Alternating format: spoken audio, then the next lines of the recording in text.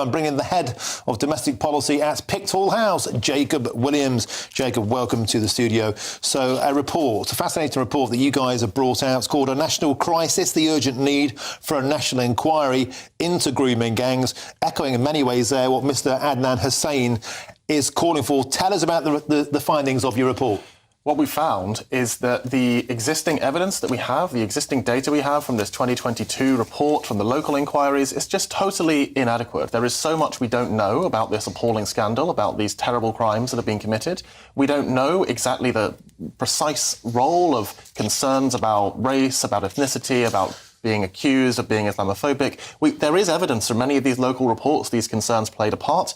This is why we need a fully transparent national inquiry to put everything on the table, give everyone transparency, and actually diffuse these extreme narratives that are implicitly suggesting that whole communities are to blame, which don't actually help anyone. But by the same token, not allowing a conversation around ethnicity has been the root cause of this problem from the very, very beginning. So we can all agree that we need some transparent data on ethnicity and perhaps even on faith. And we do have some of that, but you think that this is fanning the flames, it's not helpful? I don't think that it's helpful to talk about this fanning the flames. I don't buy into this narrative that we should just be criticising those who use the data that does exist automatically as accusing them of being racist or Islamophobic. That doesn't really help anyone because the focus here needs to be on the victims. But what is very, very important to acknowledge is the data we have is very flawed, it's very incomplete. So there are some surveys of, for example, people who've been convicted of sex crimes, and it suggests that the racial balance is about what you'd expect in the general population. But it's very incomplete data. That's not true. And let's go through some of that data now, because there are some of the key statistics that our own reporter Charlie Peters gathered in his investigation into grooming gangs. Let's look at some of them now. The 2018 Home Office report into grooming gangs claimed that the perpetrators' ethnicity roughly balanced to 30% white and 28% Asian. Now, when you look at proportionality versus population, that's despite white individuals making up over 85% of the population and those of Asian descent just 8%. So proportionality, it's clear that British Pakistani men are much more likely to be involved in grooming gangs. And a study in the Home Office report shows that 1 in 2,200 Muslims were prosecuted for related offences from 1997 to 2017. But when narrowed down to those of Pakistani heritage, it came to 1 in 1,700. And when narrowed down again to Rochdale, it became 1 in 280.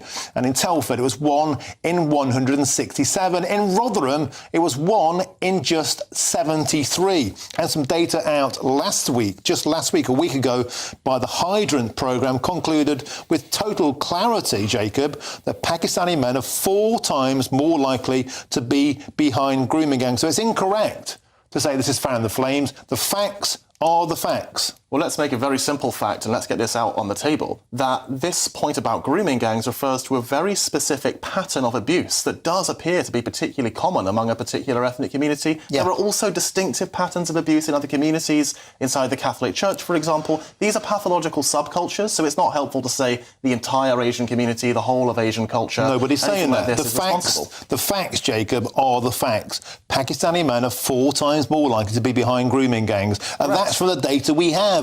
And it's only collected historically in 30% of cases. We have a problem. We need to address it head on. We're not talking about the Catholic Church in this instance. The mass rape of white working class girls in Britain was ostensibly by British Pakistani men. Fact. Well, that does appear to be a fact. The point is that grooming gangs are not all sex offences. So we can't just say that therefore Muslims or Asians are more likely to be sex offenders. That isn't helpful. But I agree with you. This grooming gangs thing is ethnically inflected. It is culturally inflected. It's a pathological subculture. That's absolutely correct. And we need a full national inquiry to find out exactly what is going on, what still might be going on, and how we can put a stop to it once and for all. What's your take on the thorny topic of gathering crime data by nationality? I mean, they do that in lots of liberal societies such as Denmark, such as Sweden. They record this, they log it, they publish it. We don't have that data in Britain. What do you think the establishment is afraid of? I mean, facts are facts. Facts aren't racist. Well, I completely agree with you. Facts are not racist. We need all the facts on the table. The public deserve to know. The public deserve to fully understand what has happened. And that's that's the only way racism is going to be diffused, by having full and open transparency. What's your take on, Mr. Adnan is saying there, getting involved in the dialogue, I think is entirely healthy, because we need more British Muslims to be calling out bad behaviour of toxic British Muslims. Well, I couldn't agree with you more, and I want to emphasise that the vast majority, the overwhelming majority of British Muslims find these crimes abhorrent and disgusting and unequivocally condemn them. Jake Williams, we have to leave it there.